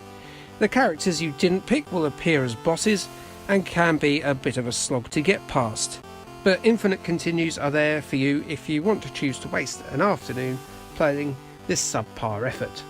It's a shame not more of the roster is used and don't make an appearance as part of this 6-level billionaire's daughter rescue mission. You see, the small cast of actual wrestlers gets used a lot, and the referee, security guards and workmen that stand in the way of your roughhouser do get a bit tiresome to fight. The game is pretty tiresome all round, to be honest. It's frustrating, boring and limited, and it's not as good as the similar mode in WrestleMania 19 on the GameCube, even though that wasn't particularly good either, but it was funny. That said, I'll be up for another WWE beat-em-up effort from Way Forward, should they wish to do one, considering how good River City Girls is. But as it stands, WWF Betrayal is lower tier stuff. It's a load of Drew Gulaks. Interestingly, there was a version of the all-time classic WWF No Mercy planned for the Game Boy Color that was sadly cancelled. I would imagine that it would have been a follow-up to WrestleMania 2000 using the same engine. Interestingly, it would have linked with the N64 version and opened up an entirely new championship storyline branch within that game once you'd completed your training on the Game Boy Color. It's glitchy, but it's in there if you access it with a GameShark code. But it is still a shame that we didn't get a sequel to WrestleMania 2000 on the Game Boy Color, as that was the game, out of all the ones I played on both the Game Boy formats, that was at least above average. It's basically WWF Superstars on the Game Boy, the first one, and this, that are even vaguely playable. It's not really worth bothering with the rest.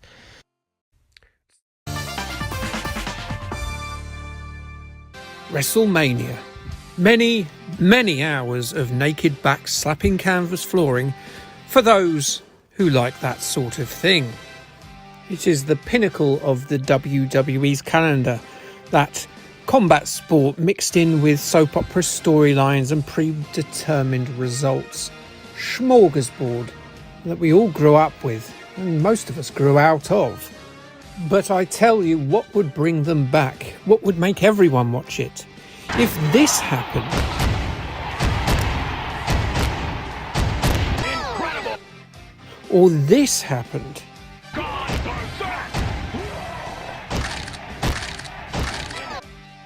how much more exciting would that be? Break more spines for my entertainment, you devils. I don't care if he has a family, I don't care if he wants to walk. I want to see moves make that noise in real life. Come on now.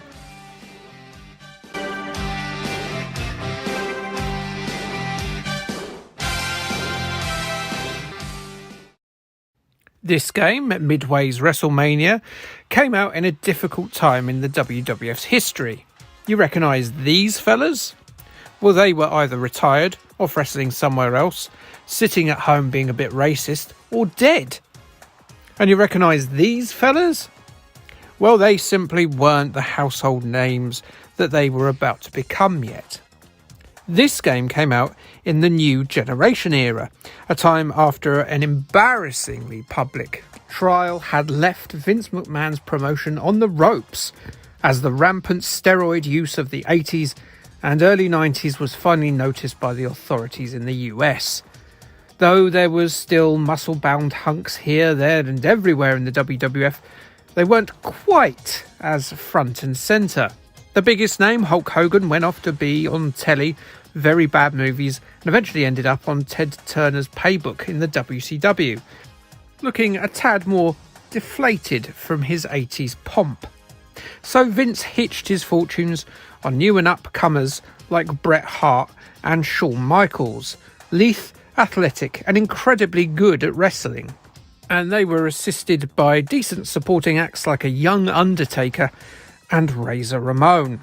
Oh, and loads of people who wrestled, but also apparently had other jobs for some reason, be they hockey players, clowns, sumo champions, actual bulls, bin men, farmers, mounted Canadian policemen, monks, and dentists.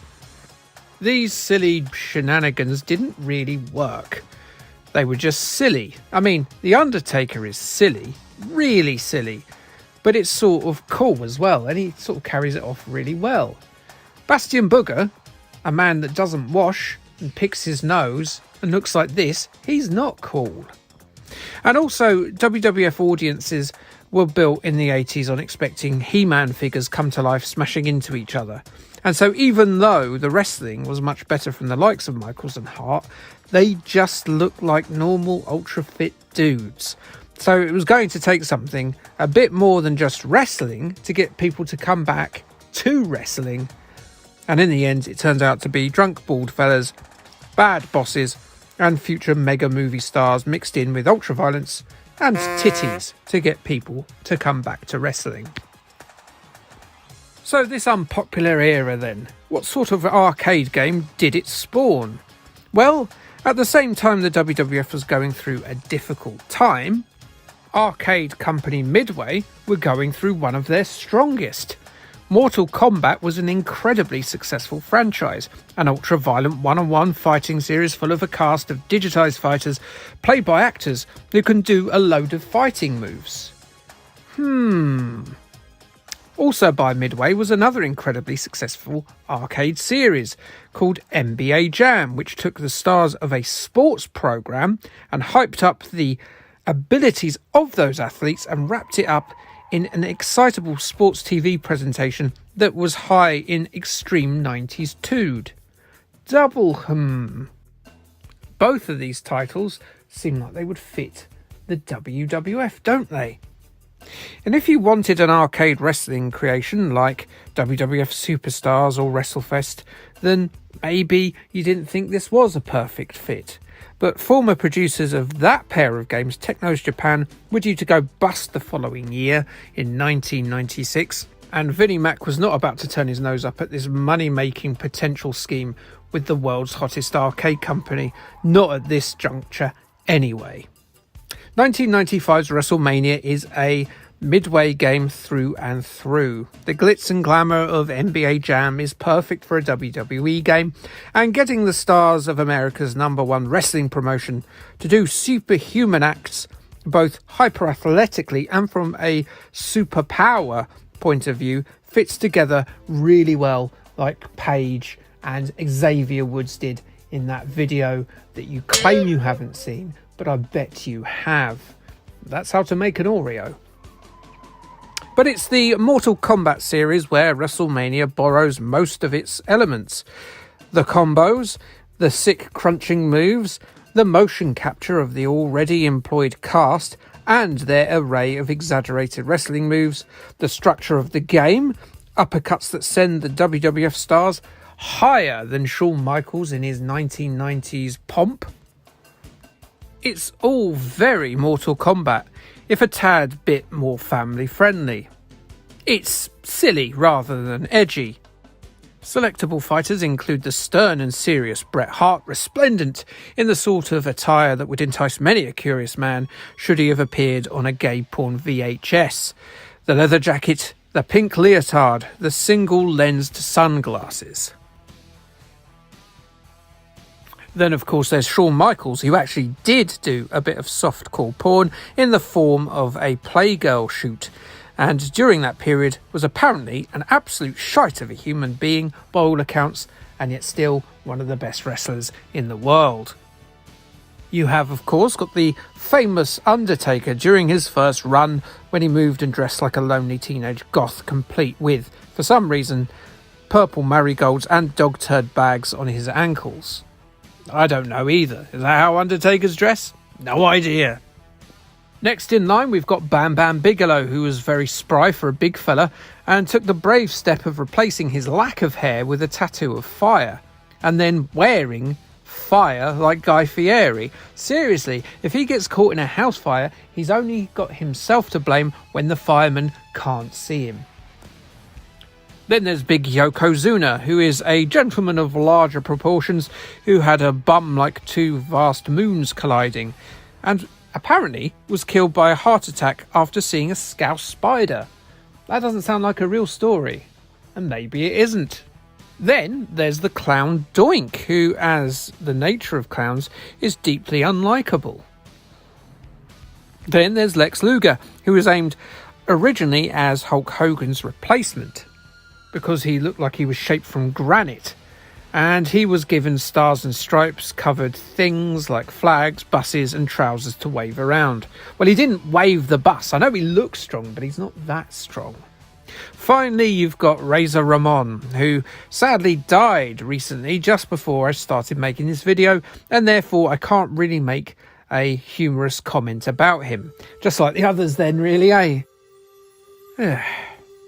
He somehow took a lame gimmick of Tony Montana from Scarface, but in a garish twin set of pants and a waistcoat, and made it work. There was another character planned, which was going to be Adam Bomb, but he didn't feature in the end, so we won't talk about him. Off you fuck, Adam. So they're set on a path to championship glory via 2 difficulty modes, represented by an Intercontinental Championship, the Easy Mode, and the WWF Championship, Hard Mode, which pits your chosen grappler in increasingly unbalanced brawls against the rest of the roster, including different colour-attired versions of yourself, which will culminate in a WrestleMania challenge which puts you against 3 other opponents who then swap out as they're defeated until you've faced the entire roster of characters with just your one chap and his singular health bar, admittedly in that best of 3 format of your standard one-on-one fighter. If you play 2 players, you can either punch your pal in the chops or attempt to become tag team champions. That doesn't really apply to me, does it? I don't have friends. Feel bad for me. And, as you've no doubt witnessed, as silly as wrestling is, this game is super silly. Yokozuna sweats ham. Razor Ramon's hand turns into, well, razors. Doink uses clown's implements. Don't worry, not the ones that keep children locked up in his basement or a cupboard to hide a hard drive when the police come calling. I mean proper clown's instruments, like hammers, comedy hammers. Ho ho! And despite its very tenuous links to the world of wrestling, it was very well received by the press upon its release. GamePro gave it a glowing review, stating that if you lose the blood from Mortal Kombat, the basketball from NBA Jam, and throw in some wrestlers, you get WWF Wrestlemania, one of the most addictive arcades to date. It ended up getting converted to the 32X, the Mega Drive, the Super Nintendo, the Saturn, and the PlayStation, and even got a console-specific sequel that was just as bizarre, called In Your House. For me, personally, it doesn't find a very attentive audience. I have a dislike of the Midway digitised graphical style, and I didn't particularly enjoy NBA Jam or any of the Mortal Kombat games. What's more, I'd sort of moved on from wrestling at that time to stare wistfully at girls, creepily in a way, just sort of like a prototype incel, while listening to Radiohead, Manson, Nirvana and a string of other Mismog music. But I wasn't really keen anyway on what was a dismal time for the WWF. I also genuinely loved the Techno's Japan efforts of Wrestlefest and WWF Superstars, and was pretty disappointed we didn't get another one of those. And so all in all, this complete change in approach left me cold, and still does to this day. That said, I do understand that there's a complexity and depth in WWF Wrestlemania that just isn't in those pick up and play Technos games. You get combos, you get special moves, you get like crazy moves that take a lot of input and a lot of training to get right. Something that you can't really say about those Technos games. It's got an admirable sense of humour too that I do really appreciate in retrospect. Especially the endings that have been covered much better in the Wang video, but let's just present the highlights in a very shortened fashion. The Undertaker defeats his ultimate adversary, which is his own shadow, and then decides to absorb all the other wrestlers' souls. Yokozuna destroys the US. Lex Luger makes America great again without grabbing a single pussy. Doink decides to kill his circus goers with an elephant stampede. Bret Hart, despite having the charisma of a middle-aged YouTube retro game reviewer, becomes the world's biggest film star. Bam Bam Bigelow, well, he immolates an arena. and Razor Ramon becomes a successful motivational speaker, but then he gets mugged by 4 swine who nick his gold, which makes him depressed. So he gets all suicidal and eventually ends up running a pawn shop in Chile. Pawn as in P-A-W-N, not the other one. Now that is an ending. No, wait, this is an ending. Shawn Michaels gets sexually assaulted or gang raped by a gang of women and so decides to become a politician. Yes, well, he is a sexy boy. And that's the end of that. Well, I hope you know what you've gotten yourself into, because I'm going to ask you to tug on your tights and oil your chest, as I think we need to have a little bout of wrestling. We've returned to the 8-bit era in this video with the WWF's original boom time of the late 80s and early 90s, a time when bananas weren't meant to be eaten but worn under your nose, when sunglasses were designed to not only protect your eyes but also apparently your cheeks and your forehead. And of course it was a time when wrestlers had side hustles as morticians, Canadian law enforcers and tax accountants.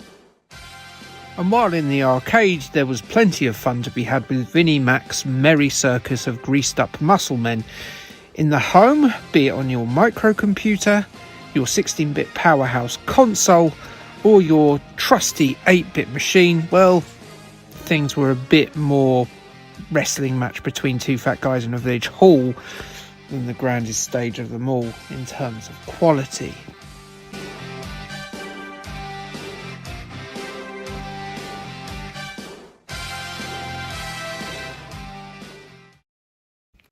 So what is this steel caged thing anyway?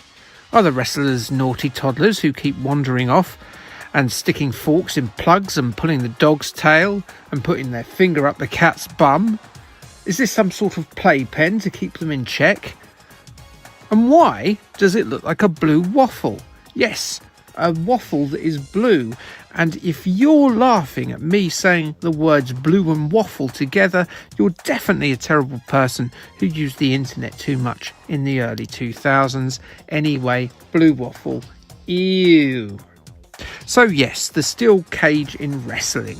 The kayfabe or storyline reason for a steel cage match is to settle a feud where the villain of the piece, or heel, keeps legging it from the hero or getting his mates involved. It is, or at least was, a violent structure where 2 opponents go at it until only one man is left on the soles of his feet, and that usually closed the feud. The steel cage match dates back as far as 1937 in a match in Atlanta, Georgia, and has evolved at many points during that time. It used to be chicken wire, then it was bars, now it's chain link. The WWF has put many of its legendary figures behind the bars in its time, from Bruno Sammartino to Andre the Giant, from Hulk Hogan to Randy Savage, from Stone Cold to The Rock, from Brock Lesnar to Cody Rhodes. In WWF or WWE rules, you can win the match by normal methods, be they via pinfall or submission, or by escaping the cage via climbing over the top. Or, for the less adventurous, just leave out the door. What was once one of the key, exciting and rare gimmick matches in the 70s, 80s and early 90s has since lost a bit of its lustre, a bit of its magic, as matches in cells, elimination chambers and bouts involving all manner of household objects and strange rooms around the arena, well, they've become the norm. They've become commonplace in your average weekly programming on both the WWE and its chief rival, AEW. Despite this, though, the unforgiving structure still remains an exciting prospect when it's clamped onto the ring apron, even though it's chain link now. I say bring back the blue waffle, you cowards. And please don't Google that if you don't know. You will regret it. WWF Wrestlemania Steel Cage Challenge was released in 1993 by LJN in America and Acclaim in the UK. on the Nintendo Entertainment System, the Sega Master System and the Sega Game Gear. Sculptured Software took the programming reins on the Nintendo machine, with the Sega versions, which are nigh on identical, being crafted by Flying Edge. The style of the game has moved on from the cartoony nature of LJN's previous two NES titles, with the graphical style, the viewpoint and the animation taking strong inspiration from the 16-bit WWF titles of the era, those being Super Wrestlemania, Royal Rumble and WWF Raw, albeit massively stripped down due to the obvious technological and controller handicaps that the previous generations of consoles had. Much like their bigger brothers, the Super Nintendo and the Sega Mega Drive versions, the two 8-bit iterations had their own distinctive rosters, with only Bret Hart, IRS, Hulk Hogan, Ted DiBiase, The Undertaker and ooh yeah, Macho Man Randy Savage making an appearance in both versions. The Nintendo version had Jake Roberts, The Mountie, Roddy Piper and Sid Justice as exclusives. And I have half the brain that you do! While the Game Gear and Sega Master System versions turned them away on the entrance ramp and instead beckoned to Tonka, Shawn Michaels, Ric Flair and Papa Shango along to join in the ruckus instead. If you remember playing as the Ultimate Warrior or Razor Ramon, you definitely didn't do that in the 1990s. You may have done it in 2018, as for some reason they released this game as its own exclusive plug-in TV console. No doubt piggybacking off the classic mini console boom of the late 2010s. That game is based on the Nintendo version of this, but with, as I said, the Ultimate Warrior and Razor Ramon added, with the Mountie and Hulk Hogan being removed. Why was Hulk Hogan, the biggest star in wrestling of the era, replaced by the Ultimate Warrior?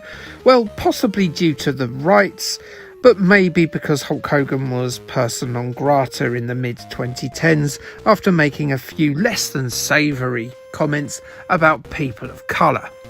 So they hoiked him out and swapped him for the guy who made homophobic comments in the 2000s instead, because the wrestling world is a strange place and you get sin-binned for a bit for being a dick before they realise they can still make money selling your t-shirts to nostalgic dads again, as if nothing happened. You only get cancelled until they need a surprise Royal Rumble appearance or a Hall of Fame headliner. Anyway, the TV games console was a strange concept, especially given how poor the game itself is compared to even most other home wrestling games at the time. Yes, the ones I've described as being pretty bad, even by LJN's own stable of wrestling horror.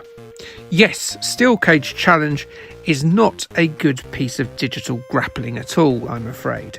The 16-bit games on which these are based upon aren't incredibly strong to start off with, if I'm being honest. And seeing these already basic brawlers pared down even further isn't the best recipe for success. Is it the hardware? I don't think that's much of an excuse, given that Pro Wrestling and Tecmo World Wrestling were on the NES. Both of these are terrific wrestling games. Hell, even WWF Wrestling Challenge, as basic as that game is more fun than this. Options are limited in terms of match types. You can have a one-on-one match, a steel cage match, a run at the WWF title where you defeat all the other wrestlers, a tag match, and you can have a go at winning the tag team belts as well, potentially reforming these two fellas as the Mega Powers. But that's it. No other match types or modes are beyond this. But to be fair, wrestling games with far less options, including the three previously mentioned NES titles, have very few options either. So this is really not a deal breaker for wrestling games of this era. They could make up for it, of course, with the gameplay itself. And yeah, this game doesn't do that. The range of moves, perhaps governed by its desire to keep to the look and feel of the LJN efforts on the 16-bit consoles, combined with the lack of memory and buttons, are limited with a capital L. There are not many moves in this game at all. Not only that, there's no wrestler-specific moves, so every character from the towering Undertaker to the cowardly Ric Flair, they all play exactly the same. On top of the limited movesets, it all handles so clunky too. It's a real effort to do a decent move with the controller, and just like its big brother, it's not really skill or strategy based, it's more of a button basher. Even the main attraction of the game, the steel cage, is barely playable. It's just the same as the normal match, but it's difficult to convince your wrestler to shuffle his way up the cage, and just having an opponent stand up after you've felled him and you've tried to vault the cage will see your character dismount guiltily like he's been caught trying to climb over a fence to scrump some apples by the local village policeman. Presentation, to be fair, is pretty decent. Well, at least it starts off that way. There's some passable 8-bit chip-tune interpretations of the wrestlers' themes when you're selecting your character, and good old Howard Finkel is on hand to introduce your wrestlers to the ring. When you get to the match on the NES version though, the glitz and colour of that era's razzmatazz is replaced by a dire look that has all the life and colour of a 70s BBC News interview with some Durham housewives talking about gravy. It looks dull and bleak and tawdry. The Sega Master System and Game Gear versions definitely have the edge in the looks department, even though your favourite fighters have been given the sort of heads that would see them get bullied at school from primary to secondary, probably to further education. Their first job, their second job, they've got big heads is what I'm saying. But to quote famous grump Jim Cornette, they are slicker than come off a gold tooth compared to the NES version, in a move sure to excite us Europeans who all bought the wrong 8-bit console in our droves from Dixon's rather than the NES. I would say I'm kidding, but I played Alf recently. So yeah. Given that the Game Gear version is the same as the Master System one, I'm going to sort of rope them in with this analogy. If you imagine the NES and the Master System ones to be the rockers, the NES one is Marty Jannetty, unquestionably so, and the Shawn Michaels is the Sega version. Only that analogy is not right, as the rockers were quite good. So take that analogy and apply it to, I don't know, Mosh and Thrash in the Headbangers or something, I guess. Anyway, this game is a tawdry effort on all the formats it's on. One to avoid. Sega Zone reviewed it in their issue 9, giving it a 65 and summing up thusly: like getting to grips with hot sweaty men? Then this is the game for you. If not, avoid. Games reviewing's not really changed because I do that as well, don't I? Going about hot sweaty men. Anyway, Sega Master Force reviewed it in their issue 1, giving it a score of 53 and explaining that it's an above average game that will only appeal to die-hard WWF fans. They also make a really huge error by using a picture of the Ultimate Warrior and saying he's one of your opponents in the game. That isn't true at all, you liars, not unless you're playing the 2018 TV game, in which case you're time travellers and you need to get back to the 90s, because there's nothing good in this era. So, WWF Wrestlemania Steel Cage Challenge. Quite frankly, you'll probably get more enjoyment from looking up the Blue Waffle in person.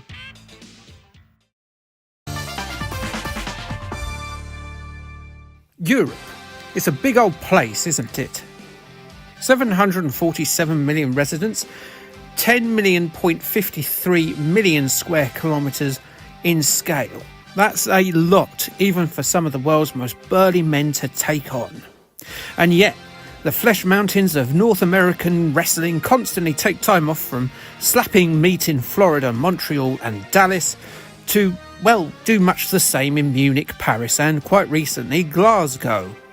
If you're going to body slam a 300-pound man, you may as well take in a bit of culture from the old countries while you're there.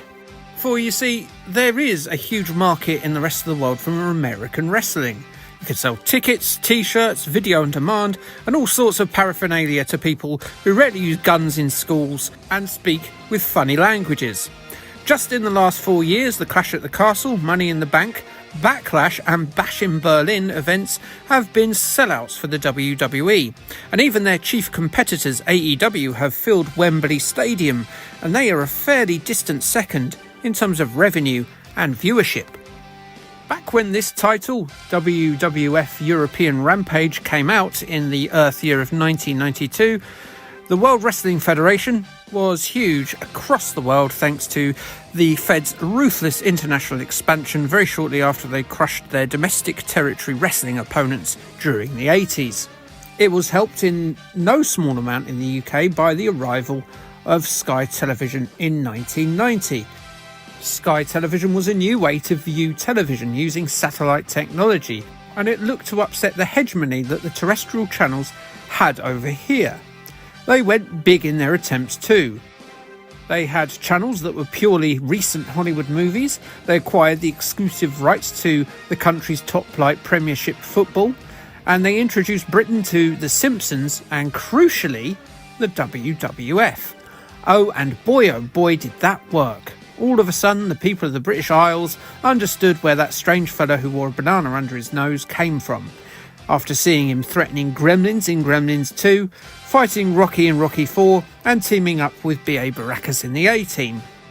And the American wrestling took off after it offered something noticeably different to World of Sport wrestling.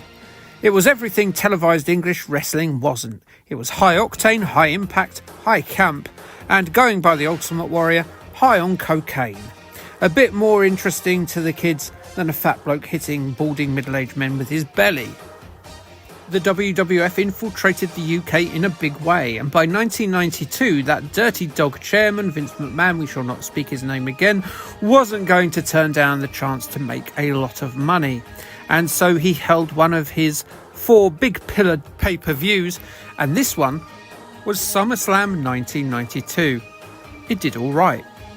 Ocean had already taken note of this boom period in American wrestling and have released a game on the micros the previous year, the Twilight-coded WWF Wrestlemania. I did a review of that back in the Spectrum's based on TV show days, and well, I wasn't that fond of the game at all. I shall leave a thumbnail for you to view that at the end of the video, just in case you wanted to sate your thirst for reviews of ZX Spectrum WWF wrestling games, because I'm not covering it here because it didn't appear on Uncle Clive's little machine. It didn't draw out a number for this particular Royal Rumble. Nuh-uh. The lucky recipients of an audience with its sequel were the owners of the Amiga, the Atari ST, the PC and the Commodore 64. WWF European Rampage was developed by Arc Developments, who, among other licensed games, were responsible for the Sega versions of the football cartoon adaptation, The Hurricanes, which I covered in 2022. Look, there it is on the screen now. As you've unquestionably been able to tell from the name, the decidedly country-centric arenas, not to mention the long filibuster I did at the beginning of this video, the stars of lycra-clad grunt and groan have made their way to this here continent. Well, hello there, muscle-bound chums from the States. Come throw yourselves about in our Brankfurst and our fish and chips. And just like the real WWF, there's no chance of the WWF Championship changing hands away from US shores, as you'll be a tag team trying to take the straps from the formidable force that is the Legion of Doom. Oh! That's just like Wrestlefest, that really good wrestling game, isn't it? No, this game is not like Wrestlefest. Sad to say. So yes, you'll be forming your team from the biggest names in the 80s wrestling. You can pick from Hulk Hogan, Macho Man Randy Savage, The Ultimate Warrior, and Bret the Hitman Hart. So, not a European among them. Brilliant. They'll be taking on the actual tag team division, who are probably quite aggrieved that these big boys from the singles division are coming down to steal their spotlight away. Your opponents will be the dentally challenged Nasty Boys, the salad-phobic Natural Disasters, and the most Tory of tag teams, Money Inc., who you must battle once in each of the 3 countries before, disappointingly, not actually having the big match in Europe at all, the Bastards. No, they instead go home to have their big important match in the States. Just give us the tag team championships, you cowards. Yes, you'll be wrestling, you see, at Madison Square Garden. And before we go any further, we should probably discuss that the rather strange choices that are on display due to the limitations of the Commodore 64 hardware. You see, in this version, you don't have a tag team at all. You instead get to take on the challenge alone with one-on-one battles. Now, this should give us the opportunity to take on the cream of the crop, or cream of the crap, oh yeah, as Macho Man Randy Savage would say, in opponents, like Ric Flair, the Mountie, Mr. Perfect, or Haku. No, instead you fight a member of the tag teams. Just one, and they don't swap over when you change countries either. It'll always be the same members of those tag teams. And for the most part, they've picked the wrong one. You can't really get the wrong Nasty Boy or the wrong Legion of Doom wrestler, as they've always sort of been tag teams in the WWF era. But choosing Typhoon and IRS over DiBiase and Earthquake? These guys were top tier wrestlers for much of their runs. Come on, guys. Show you know nothing about Wrestling Ocean without saying you know nothing about wrestling. It is a big boo-boo. On the 16 bits, the presentation is on the whole very good. The Legion of Doom are standing there looking like dads at a Mad Max costume party with an impressive rendition of their theme at the start. In fact, all the wrestlers' themes are present and indeed correct. Each match is introduced by presenter Sean Mooney. Looks very smart in his logo jacket, doesn't he? Then the game starts and, well, it doesn't so much fall off of a Titantron as take a swanton off of it, missing its opponent and ending up in the nearest medical facility. You can't say hospital on WWE television for some reason. The graphics are poor representations of their real-life counterparts. Everyone is the same height. The sprites are rough, just about recognisable by their costumes maybe. The animation is lazily done, especially when your pugilist performs a throw-based move. Look at this. The running animation is both sluggish and indeed camp. At least the Natural Disasters are pleasingly plump, which is more than could be said for their representation in the Super Wrestlemania game on the Super Nintendo. Gameplay-wise, oh dear. I suppose we should be pleased that they tried to manage to cram a fair few moves onto the single-button joystick that so cripples home computer games. It's valiant in a way, however there's little in the way of character-specific moves, and punching and kicking is just as effective at causing damage to an opponent as the stamina-sapping button bashing involved with performing backbreakers and body slams. Plus, the collision detection is ropey, so you keep having to reset your position to punch and kick them in the groin. You can take the fight to the outside to get the German, French and English fans really excited by the sweat dripping into their mouths. But there's not a lot in the way of foreign objects outside the ring to rearrange your opponent's physiognomies with, so what's the point? The small amount of opponents, essentially 4 teams, gets a bit boring after a while, and then there's the 2-player mode, which only allows the second player to control the Nasty Boys, which is brilliant if you were a Nasty Boys fan, but you weren't because no one was. It's a decent challenge at least, but half of that challenge is finding the will to carry on playing a repetitive, shallow, unresponsive wrestling game effort. CU Amiga gave it a 74% in their February 1993 edition. They said, as wrestling games go, this is about the best on the Amiga. Then again, that's not saying much. It's definitely one for the kids. Amiga Action gave it a 59% in their February 1993 issue. They said the game as a whole just doesn't come off, and I can't see anyone but the most die-hard wrestling fan playing it for more than a couple of hours at the very most. Commodore Force reviewed the Commodore 64 version in their Christmas 93 edition, and they gave it a 54%. They said even though the game is cosmetically sound, it won't stop it falling into beat-em-up obscurity. So yes, if this is what Europe has to offer in the 90s, it's not really surprising that the referendum result went the way it did. This game is definitely one to avoid. And with that rounded up, we take our leave of WWE European Rampage. So yeah, that was a collection of wrestling games, not all of them, but a good smattering. It gave you a bit of a flavour for what I do. Stay tuned, subscribe to the channel, and you'll see some more wrestling videos a bit later on. In fact, there's more that just aren't in this compilation, so have a look at them as well. But yeah, thanks for watching. Bye.